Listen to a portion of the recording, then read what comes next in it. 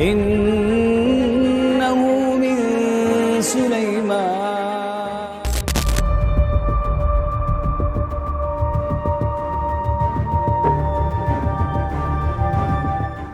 Kisah ini adalah kisah awal-awal Rasulullah berdakwah, yang dimana kita tahu Rasulullah SAW itu dakwah beliau ditolak oleh penduduk Mekah. Jadi Rasulullah SAW bersedih ketika berada di Mekah pada saat itu. Tidak bisa lagi berdakwah, tidak ada orang yang mau terima dakwah Nabi. Hanya sahabatnya saja yang sudah masuk Islam yang masih ikut Nabi. Yang lain sudah nolak. Yang budaknya, yang orang terkenalnya, semua sudah tidak ada yang mau menerima dakwahnya Rasul. Lalu suatu hari Nabi SAW keluar dari kota Mekah, ingin beribadah. Karena terganggu di kota Mekah, sulit untuk ibadah. Beliau keluar, yang ditemani oleh seorang sahabatnya yang mulia, Abdullah bin Mas'ud radhiyallahu anhu, yang terkenal sahabatnya yang mulia. Jalan dengan beliau SAW. Lalu Nabi SAW tiba di suatu tempat.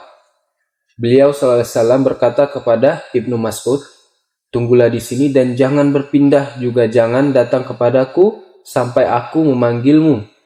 Lalu Nabi SAW membuat garis dengan tongkat beliau, agar Abdullah bin Mas'ud jangan keluar dari garis itu, tunggu di sini.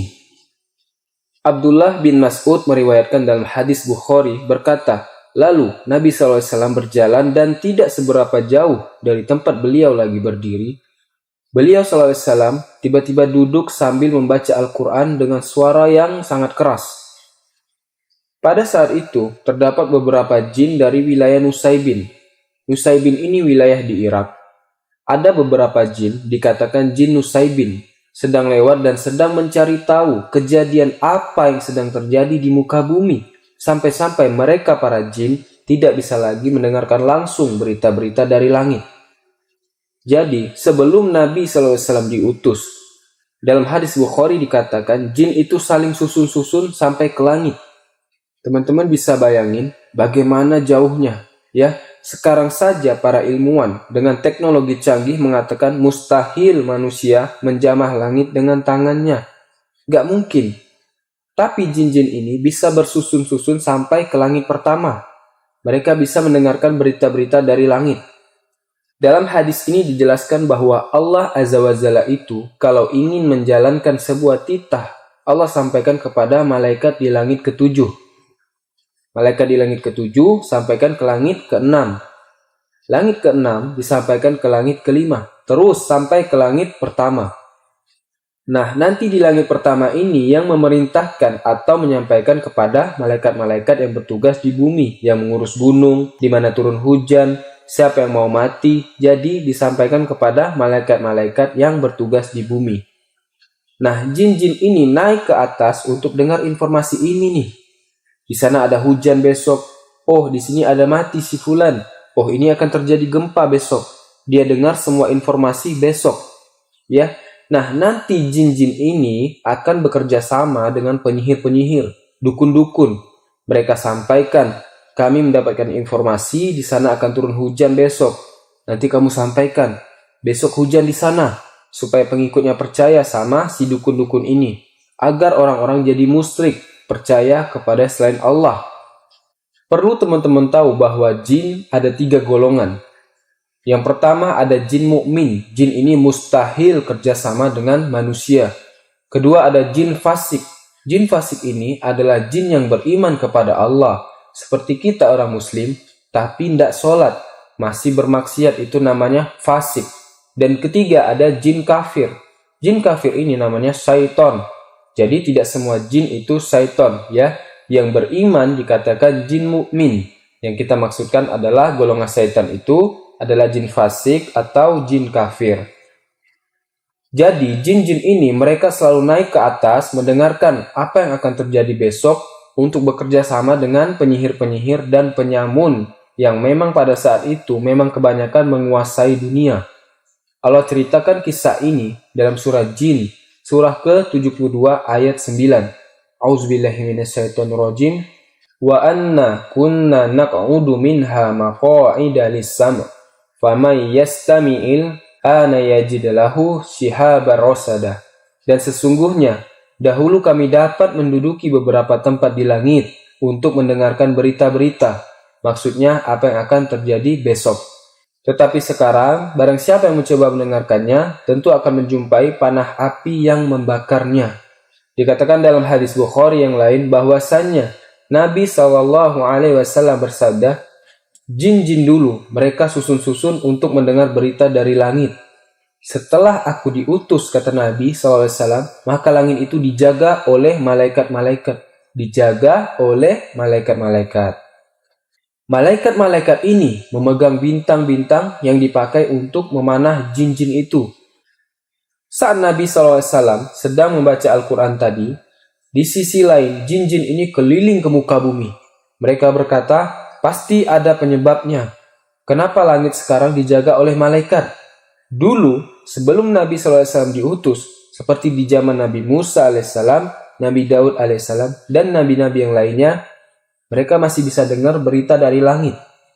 Tapi setelah diutusnya Nabi SAW, sudah tidak bisa lagi mereka naik ke langit, karena dijaga malaikat-malaikat Allah. Mereka pasti dipanahin, walaupun masih ada sempat yang lolos, tapi sedikit. Ya, itu pun sempat dipanah oleh malaikat. Akhirnya mereka bilang, pasti ada terjadi sesuatu di muka bumi. Gak mungkin nih, ada penyebabnya ini. Kenapa kita tidak bisa dengarkan lagi? Maka sekelompok jin Nusaybin mereka keliling di muka bumi ini. Pas lewat di Mekah dan melewati tempat Nabi Muhammad SAW yang sedang membaca Al-Quran, jin-jin ini berhenti dan berkumpul. Mereka mendengarkan apa yang Nabi SAW sedang baca. Kata Ibnu Mas'ud yang meriwayatkan hadis ini, aku melihat sekelompok makhluk laki-laki yang kepala mereka seperti kendi-kendi besar. Ibnu Mas'ud sempat melihat, lalu aku berdiri karena khawatir akan keadaan Nabi SAW. Lalu Nabi SAW dari jauh memberikan isyarat agar aku tetap duduk karena banyaknya jin yang datang mendengarkan Al-Quran yang beliau baca.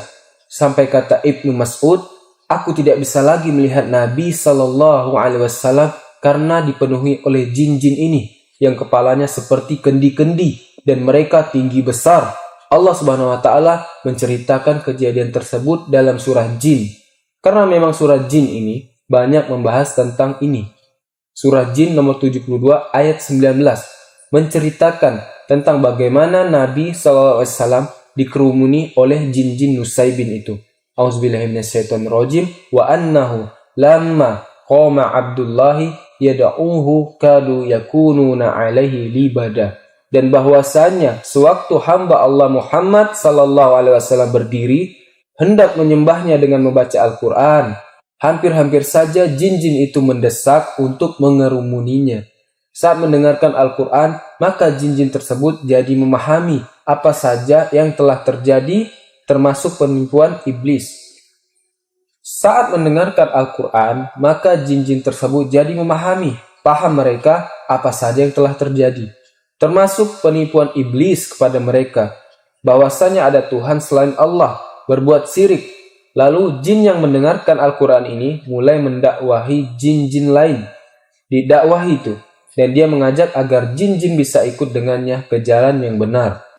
Jadi teman-teman, iblis itu adalah dari golongan jin, ya. Dan perlu teman-teman tahu, yang menjadi pasukannya iblis sekarang ini, yang paling banyak itu keturunannya dia.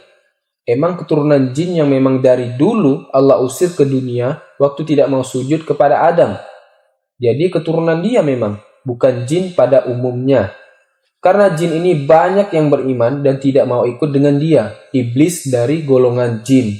Nanti akan kita jelaskan semuanya dalam surah Jin dari ayat 1 sampai ayat 18, menceritakan masalah itu. Baik, akhirnya jin-jin ini jadi faham. Selama ini iblis sudah menipu mereka yang mengatakan ada sesembahan selain Allah. Dalam hadis Bukhari Muslim, bahwasannya Nabi SAW bersabda, iblis memiliki singgasana di atas lautan dan ingin menyaingi Allah. Dan tidak akan pernah bisa dia nyaingi Allah, karena Allah singgasananya di atas air, di arasnya Allah ada lautan. Makanya dia sengaja di lautan gitu kan, mau nyamain. Dan Allah Subhanahu wa taala sebutkan dalam surah Jin, surah 72 dari ayat 1 sampai 18. Langsung artinya saja ya. Kata Allah Subhanahu wa taala, ayat pertama, katakanlah wahai Muhammad, telah diwahyukan kepadaku bahwasannya sekelompok jin telah mendengarkan Al-Qur'an. Lalu mereka berkata, sesungguhnya kami telah mendengarkan Al-Qur'an yang menakjubkan. Jin kagum sama Al-Qur'an. Ayat kedua, yang memberi petunjuk pada jalan yang benar. Al-Qur'an ini luar biasa, memberi petunjuk, bisa menyentuh hati orang. Yang mendengar bacaan Quran bisa menangis, bisa menyentuh hati orang jadi merasa takut, bisa menyentuh hati orang jadi tenang. Luar biasa Al-Quran itu. Cuma tinggal kitanya aja nih, mau atau tidak menjadikan Al-Quran sebagai petunjuk hidup kita. Lalu kami beriman kepadanya. Perhatikan di sini kata ulama tafsir, spontan, jin mempunyai hitungan waktu yang berbeda dan mereka khusus untuk mencari hidayah. Yang berimannya lebih cerdas daripada manusia. Di antaranya adalah kata Allah Subhanahu wa taala, tadi pada saat mereka dengar Al-Qur'an itu cuma dibacain beberapa ayat, ya, bukan semua Quran, beberapa ayat saja yang memberi petunjuk pada yang benar, lalu kami beriman kepadanya, langsung diikutin, gak ragu mereka. Dan kata Nabi SAW, waktu Allah Subhanahu wa taala menurunkan ayat surah Ar-Rahman, فَبِأَيِّ آلَاءِ رَبِّكُمَا تُكَذِّبَانِ. Lalu, nikmat apa lagi yang kalian mau dustakan? Lalu kata Nabi SAW, golongan-golongan dari jin langsung berkata, tidak ada lagi ya Allah yang kami bisa bantah dan kalian tidak berbicara itu. Kata Nabi SAW kepada manusia, kalian tidak berbicara itu. Jin spontan takut kepada Allah Azza wa Jalla. Lalu dikatakan, dan kami sekali-kali tidak akan menyekutukan seorang pun dengan Tuhan kami. Ayat ketiga, dan bahwasanya maha tinggi kebesaran Tuhan kami. Jin-jin ini memuji Allah Azza wa Jalla, mengakui itu. Dia tidak beristri dan tidak pula mempunyai anak. Ayat keempat, dan bahwasanya orang yang kurang akalnya dari kami, maksudnya adalah iblis. Jin-jin ini mengatakan, wa kana yaqulu safihuna, orang bodoh dari kami, iblis, yaqulu Allahi satato. Dia mengatakan tentang Allah perkataan yang melampaui batas, bahwasanya Allah punya istri dan punya anak. Kata ulama tafsir, keyakinan Nasrani itu murni dari iblis, bahwasanya Allah punya istri dan punya anak. Maka di sini dibongkar oleh para jin. Dulu yang nyebarin berita itu adalah iblis, dan itu orang bodoh dari kami. Jin yang berkata tentang iblis. Baik, ayat kelima. Dan sesungguhnya kami mengira, kata jin-jin ini, bahwa manusia dan jin sekali-kali tidak akan mengatakan kepada Allah perkataan yang dusta. Kata ulama tafsir, yang dimaksud adalah, jadi jin-jin ini mereka masih polos. Mereka nggak tahu. Jadi pada saat iblis mengatakan Allah itu punya anak, punya istri gitu kan, banyak yang jin-jin tahu. Oh ya mungkin ya, iblis lebih tahu. Mereka jadi ikut-ikutan saja. Maka yang terjadi, jin-jin ini mengatakan, dan sesungguhnya kami mengira, kami gak sadar iblis berani bohong dengan Allah. Bahwa manusia dan jin tidak sekali-sekali mengatakan dusta kepada Allah. Ayat ke-6, dan bahwasanya ada beberapa orang laki-laki di antara manusia yang meminta perlindungan kepada beberapa laki-laki dari jin. Maka jin-jin itu menambah bagi mereka dosa dan kesalahan. Ayat ketujuhnya, dan sesungguhnya mereka jin menyangka sebagaimana prasangkaan kalian, wahai orang-orang kafir Mekah, bahwasanya Allah tidak akan mengutus lagi seorang Rasul. Ayat ke-8, dan sesungguhnya kami mencoba mengetahui rahasia langit, maka kami mendapatinya penuh dengan penjagaan yang kuat dan panah-panah api. Ayat ke-9, dan sesungguhnya dahulu kami dapat menduduki beberapa tempat di langit untuk mendengarkan berita-beritanya. Tetapi sekarang barang siapa yang mencoba mendengarkannya, tentu akan menjumpai panah api yang mengintai dan membakarnya. Ayat ke-10, dan sesungguhnya kami tidak mengetahui dengan adanya penjagaan itu, apakah keburukan yang dikehendaki oleh Allah di bumi, atau memang Allah menginginkan bagi mereka kebaikan. Jadi, sudah tidak ada lagi informasi. Sudah tidak bisa tahu. Sampai ulama tafsir mengatakan termasuk malaikat-malaikat yang ada di langit. Itu lusa nggak tahu akan terjadi apa. Allah instruksikan per hari mereka tidak tahu sama sekali. Apalagi ada manusia yang mengaku tahu hal gaib. Padahal sudah jelas, jin saja tidak tahu hal gaib. Paham ya? Ayat ke-11. Sesungguhnya di antara kami ada orang-orang yang soleh. Ini adalah jin-jin mukmin tadi yang tidak akan kerjasama dengan manusia. Dan ada pula yang tidak demikian halnya, fasik dan kafir. Kami menempuh jalan yang berbeda-beda seperti manusia. Dan di sini ulama tafsir mengatakan, ayat-ayat surah jin sudah cukup sebenarnya bagi setiap manusia. Sampai situ. Jangan lagi dalamin alam jin, gak perlu. Bagaimana mereka menikah, mereka tinggal di mana, seperti apa kehidupannya, gak perlu kita dalamin itu. Cukup kita tahu ada makhluk namanya jin, sudah selesai. Kemudian ayat 12. Dan sesungguhnya kami mengetahui bahwasanya kami sekali-kali tidak dapat melepaskan diri dari kekuasaan Allah. Perhatikan ayat ini luar biasa. Para jin berkata, dan sesungguhnya kami mengetahui bahwasanya kami sekali-sekali tidak akan melepaskan diri dari kekuasaan Allah di bumi, dari muka bumi, dan kami tidak bisa lari darinya. Hanya dengan bacain ayat Quran, jinnya bisa mati itu kalau lagi di ruqyah, kepanasan, teriak-teriak jinnya, ya. Ayat 13. Dan sesungguhnya kami tatkala mendengar petunjuk Al-Quran, kami beriman kepadanya spontan. Barang siapa yang beriman kepada Tuhannya, maka dia tidak akan takut akan pengurangan pahala dan tidak akan takut juga akan penambahan dosa dan juga kesalahan. Ayat ke-14. Dan sesungguhnya di antara kami ada orang-orang yang taat dan ada pula orang-orang yang menyimpang dari kebenaran.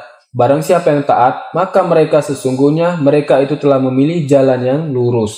Ayat 15. Adapun orang-orang yang menyimpang dari kebenaran, maka mereka menjadi kayu bakarnya neraka jahanam, wa na'udzubillah. Ayat ke-16. Dan bahwasanya bila mereka berada pada jalan yang lurus tersebut, agama Islam, mentaati apa yang diajarkan Nabi Sallallahu Alaihi Wasallam, benar-benar kata Allah, kami akan memberi mereka air minum yang segar dan rizki yang banyak. Kata ulama tafsir, di akhirat akan minum dari sungai yang ada di sorga. Ayat ke-17. Dan kami coba mereka pada jalan yang lurus tadi. Dalam hidup akan ada cobaan-cobaan yang datang untuk meningkatkan kualitas iman kita, ya. Karena cobaan kalau datang, kalau Allah sedang menguji antum pada satu cobaan, berarti Allah mau Anda dobrak keluar, cari jalan keluar dari masalah itu.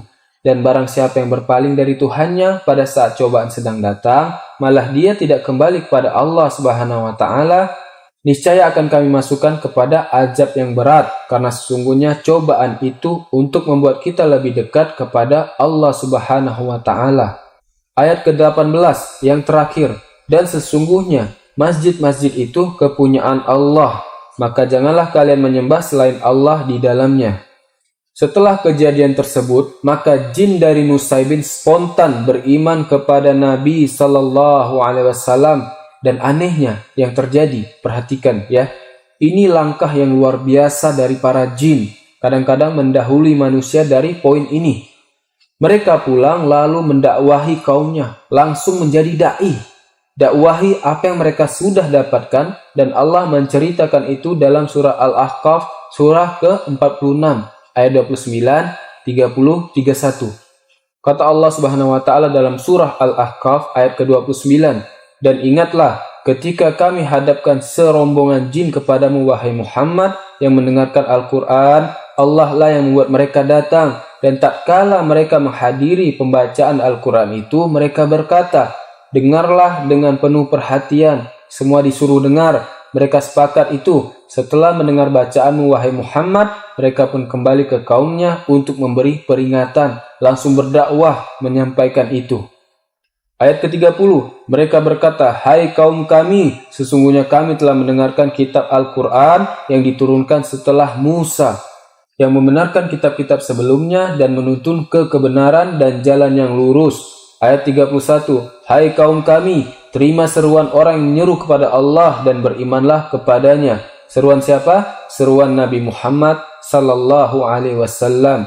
Semoga video ini bermanfaat dan menambah keimanan kita. yang benar datangnya dari Allah dan yang salah dari saya sendiri.